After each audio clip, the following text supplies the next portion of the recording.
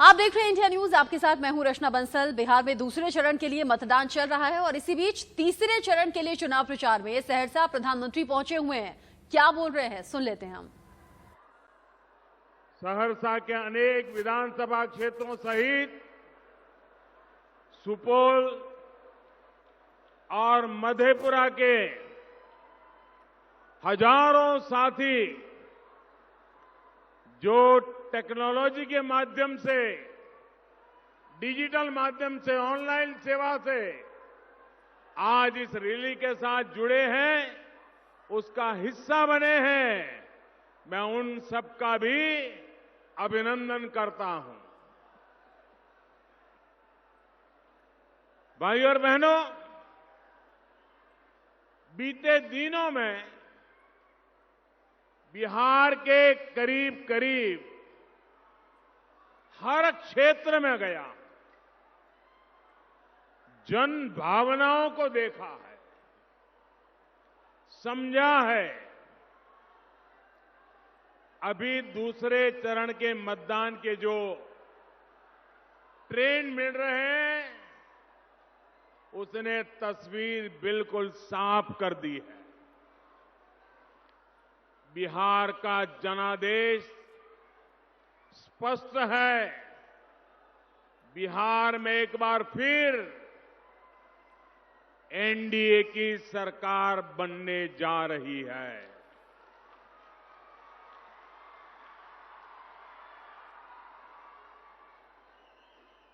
बिहार के लोग आत्मनिर्भर भारत, आत्मनिर्भर बिहार के लिए प्रतिबद्ध है, कटिबद्ध है। बीते वर्षों में एक नए उदयमान, आत्मनिर्भर और गौरवशाली अतीत से प्रेरित बिहार की नींव रखी जा चुकी है। अब इस मजबूत नींव पर एक भव्य और आधुनिक बिहार के निर्माण का समय है। बिहार के लोग जानते हैं कि ये संकल्प तभी पूरा होगा जब केंद्र और राज्य दोनों ही जगहों पर एनडीए सरकार होगी, जब उसे डबल इंजन की ताकत मिलेगी। भाइयों और बहनों, इतिहास गवाह है कि बिहार में सामर्थ्य की कोई कमी नहीं है। बिहार का सामर्थ्य बिहार के एक एक व्यक्ति से, एक एक नागरिक से बनता है।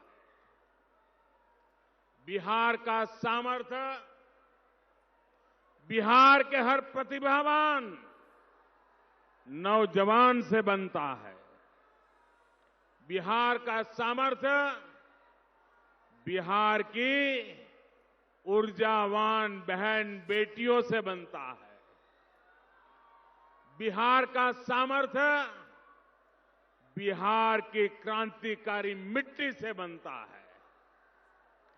बिहार का सामर्थ्य बिहार के गरीबों, वंचितों, दलितों, पिछड़ों की संकल्प शक्ति से बनता है।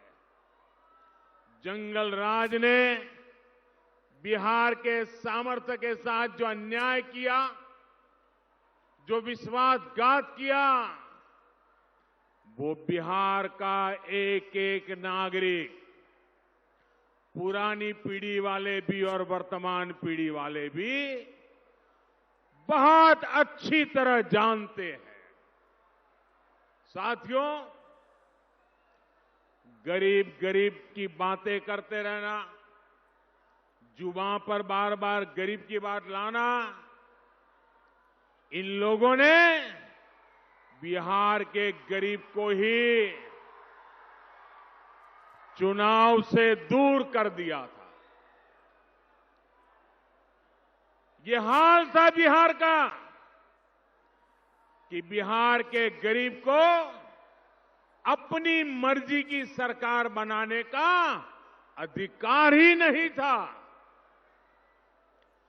जंगल राज के उस दौर में मतदान के दिन गरीबों को घर से नहीं निकलने दिया जाता था। बूथ के बूथ लूट लिए जाते थे। ऐसे लोग बिहार को फिर पुराने दौर में ले जाना चाहते हैं, लेकिन वो ये भूल रहे हैं कि बिहार का गरीब, बिहार के लोग अब उनके न बहकावे में आने वाले हैं, न उसके सामने थर थर कांपने वाले हैं। मैं आज ये बिहार की धरती, जिसने मानव जात को लोकतंत्र के पाठ पढ़ाए, उस बिहार की धरती से विशेष रूप से हमारे देश के चुनाव आयोग को चुनाव संपन्न करने में जुटे सभी कर्मचारियों को और इस चुनाव को शांतिपूर्ण करवाने के पीछे दिन रात मेहनत कर रहे मैं सुरक्षा बलों का भी हृदय से बहुत बहुत अभिनंदन करता हूं। चुनाव के समय जिस बिहार से हिंसा और बूथ लूटने की खबर छाई रहती थी, आज वही बिहार कोरोना के इतने बड़े संकट में भी उमंग और उत्साह के साथ लोकतंत्र का उत्सव मना रहा है। ये बदलाव लाने के लिए बिहार के लोगों की जितनी प्रशंसा की जाए, जितना उनका गौरवगान किया जाए, उतनी कम है भाइयों। साथियों, मैं आज बिहार के युवा साथियों से, बेटे बेटियों से विशेष तौर पर कहूंगा कि आपका एक वोट, आपके एक वोट की ताकत कम मत आंकना।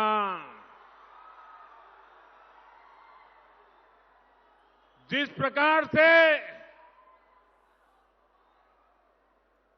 श्री कृष्ण उंगली पर गोवर्धन को उठाए थे, एक उंगली, और जिस प्रकार से ग्वालों ने समर्थन किया था, वैसे ही आपकी उंगली पर लोकतंत्र के सौभाग्य का जो चिन्ह लगने वाला है, मतदान आप जो करने वाले हैं, आपके एक एक वोट की ताकत है, जो बिहार के उज्जवल भविष्य की गारंटी है।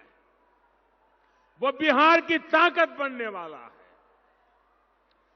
4 दशक पहले जब आपके बाबा परबाबा युवा थे, तब जेपी आंदोलन से जुड़कर उन्होंने देश की राजनीति को बदल दिया था। भ्रष्ट और लोकतंत्र विरोधी सरकार को उखाड़ने में उन्होंने अपना योगदान दिया था। उसके बाद 2005 में आपके पिता और आपकी माता की पीढ़ी के हाथ एक जिम्मेदारी आई। जैसे आपके दादा परदादा ने काम किया, उसी प्रकार से आपके माता पिता ने 2005 में 15 साल के कुशासन को सुशासन में बदलने के लिए अपनी ताकत लगा दी थी। उन्होंने भी पहले आपके दादा परदादा ने लड़ाई लड़ी, फिर आपके माता पिता ने लड़ाई लड़ी और बहुत बड़ी मुश्किल लड़ाई लड़ करके बिहार को बाहर निकाला। अब इस दशक में आपको आत्मनिर्भर आधुनिक बिहार बनाने के लिए जो काम आपके दादा परदादा करके गए, जो काम आपके माता पिता ने किया, वो काम आज बिहार के नौजवानों को आगे बढ़ाना है, नई ऊर्जा के साथ बढ़ाना है। आत्मनिर्भर बिहार यानी बिहार का नेक्स्ट जनरेशन आईटी हब के रूप में विकास। आत्मनिर्भर बिहार यानी बिहार में नए दुग्ध प्रोसेसिंग, मिल्क प्रोसेसिंग उद्योगों का विकास। आत्मनिर्भर बिहार यानी बिहार में सैकड़ों नए किसान उत्पादक संघों का निर्माण। आत्मनिर्भर बिहार यानी बिहार के स्थानीय उद्यमियों, स्थानीय व्यापारियों का विकास। आत्मनिर्भर बिहार यानी बिहार के कुटीर उद्योगों का विकास। आत्मनिर्भर बिहार यानी स्थानीय भाषा में, मातृभाषा में मेडिकल इंजीनियरिंग जैसी तकनीकी शिक्षा की पढ़ाई। आत्मनिर्भर बिहार यानी IT park, software park, hardware manufacturing park का निर्माण। आत्मनिर्भर बिहार यानी हर गांव में इंटरनेट, हर पंचायत में इंटरनेट। आत्मनिर्भर बिहार यानी छठी कक्षा के ऊपर के सभी छात्र छात्राओं को कंप्यूटर की शिक्षा।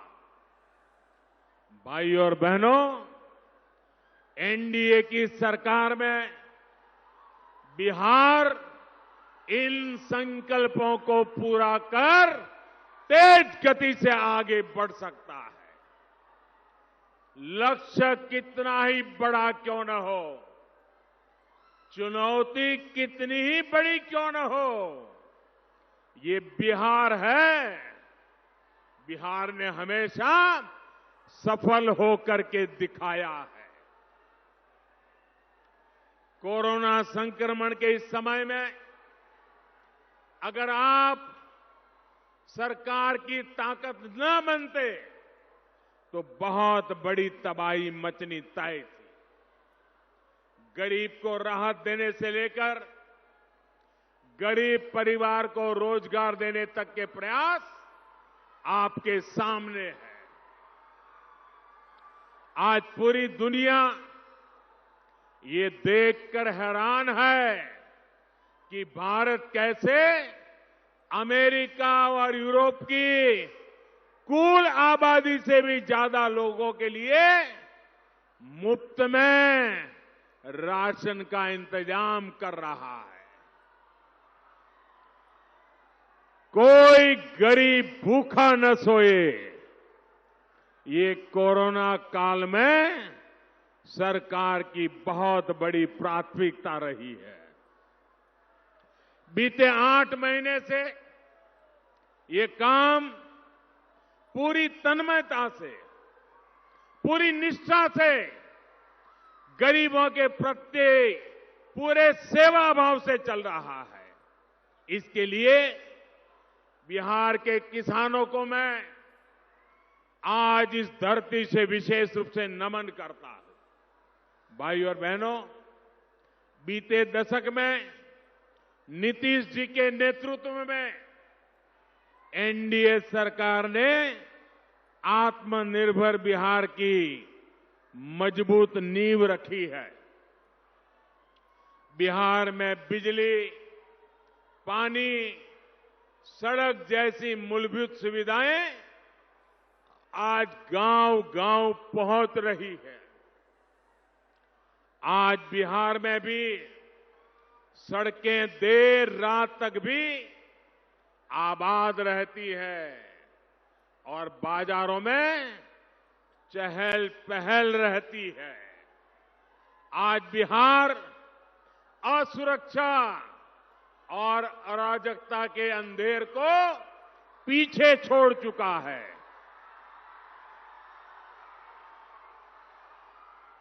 भाई और बहनों, बीते वर्षों में डबल इंजन की सरकार ने जिस स्पीड और स्केल पर काम किया वो अभूतपूर्व है।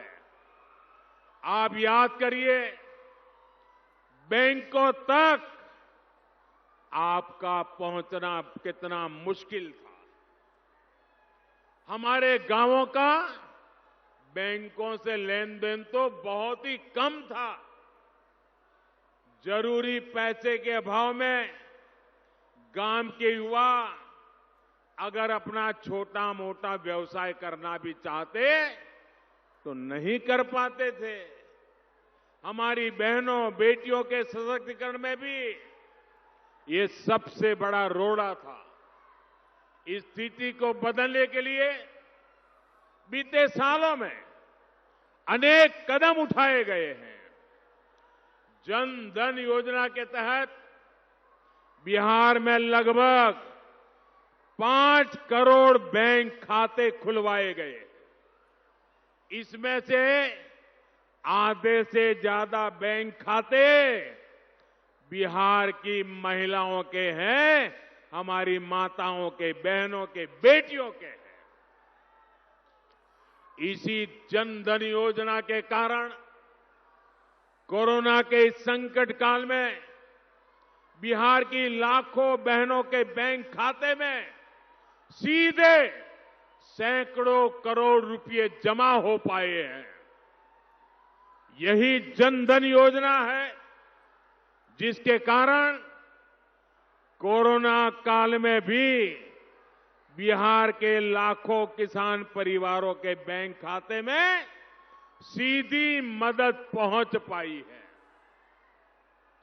भाई और बहनों, बैंक खाते के साथ साथ मुद्रा योजना से भी बिहार की महिला उद्यमियों सहित छोटे व्यवसायियों को रोजगार और स्वरोजगार को एक नई ऊर्जा मिली है, नई ताकत मिली है।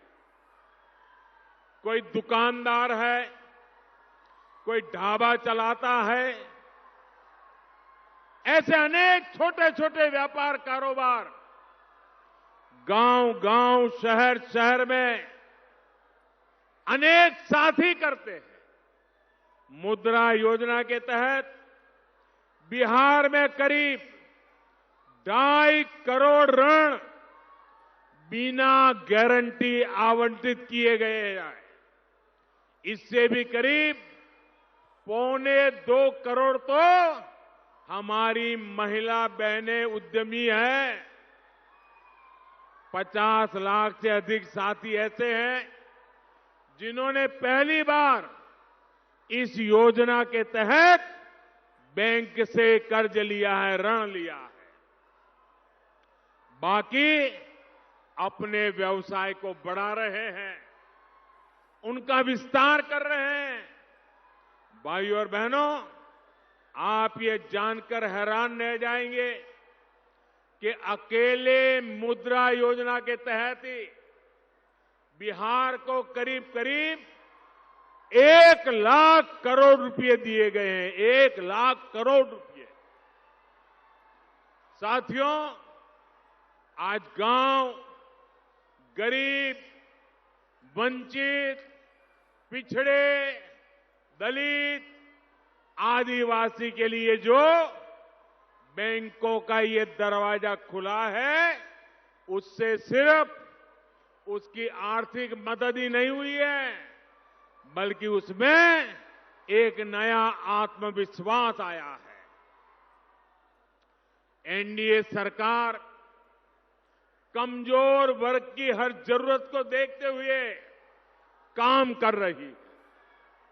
अब जैसे बिहार के लाखों स्वाभिमानी साथी पूरी मेहनत से रेहड़ी, पटरी, ठेले पर कुछ न कुछ बेचने खरीदने का काम करते हैं। इन साथियों की बहुत बड़ी दिक्कत दशकों से यही रही कि इनके काम को कोई पहचान ही नहीं मिलती थी। अब पीएम स्वनिधि योजना, ऐसे लाखों साथी पहली बार सिस्टम में रजिस्टर हो रहे हैं।